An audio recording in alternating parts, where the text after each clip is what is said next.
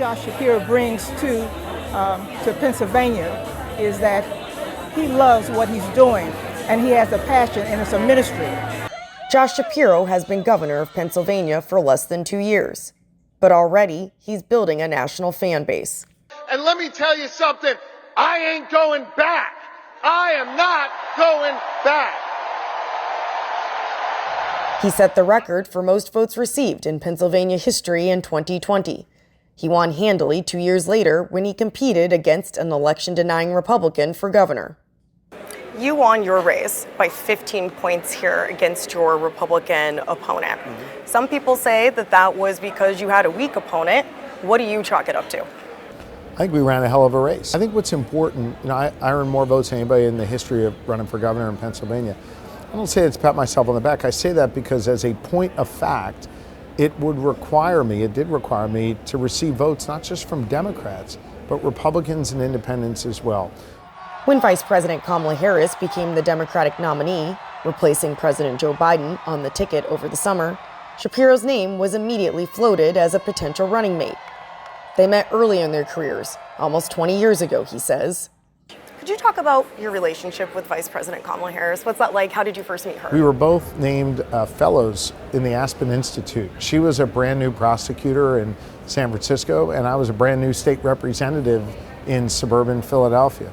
And we immediately bonded. We traveled all around the country in an opportunity to both forge alliances and more understanding with one another and to strengthen our leadership skills. We've stayed in touch throughout the years. We've both been prosecutors, both served as attorneys general. I got elected governor, she went to the U.S. Senate and then the vice presidency, and we've maintained a close relationship. And I think she's an extraordinary public servant. She's still in a dead heat with Donald Trump. Why do you think that is? We know it's going to be close, and the way you win in Pennsylvania is putting in the hard work, clearly articulating your views and your values to the good people of Pennsylvania, and giving them the opportunity to come together, Democrat, Republican, and Independent, behind your candidacy. Harris went another way in her VP search, but the selection process solidified Shapiro's status as a star.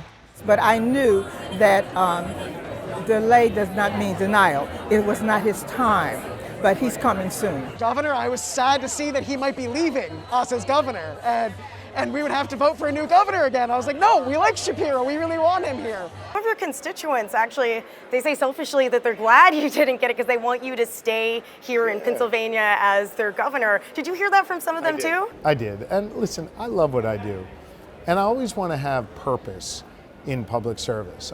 I think if you're in public service and you don't have purpose in the work you do, if you can't affect change directly, we live by 3 letters in my administration, GSD, get stuff done. If you're not in a position to do that, I think it makes it harder to do this work in public service. I always want to be in the arena, and I always want to be in the arena in a place where I can have the most impact. South Carolina is a place that picks presidents. He's an exciting guy. I'll put it at that. If he run and I'm around, he would have my attention.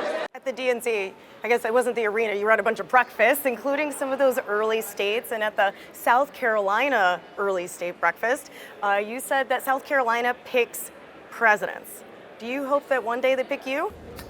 South Carolina knows how to pick presidents, and a lot of these states that are thrust into the middle of it, whether in a primary or now here in Pennsylvania in a general election, I think voters are discerning and they're thoughtful about the decisions that they make. And so I was making the point there to South Carolinians that they played an important role in elevating Joe Biden. Now they got an important role to play in making sure Kamala Harris is the next president of the United States. For now, Shapiro says he's focused on electing Harris and serving as Pennsylvania's governor. But were Harris to lose in November, how would that affect your timeline for thinking about your political future? I don't think about it that way.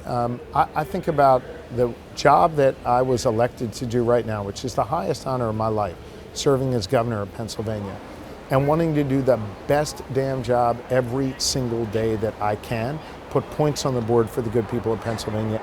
So I'm focused every day on one thing and one thing only, and that is being the best governor I can be for the good people of Pennsylvania. Not on your mind at all?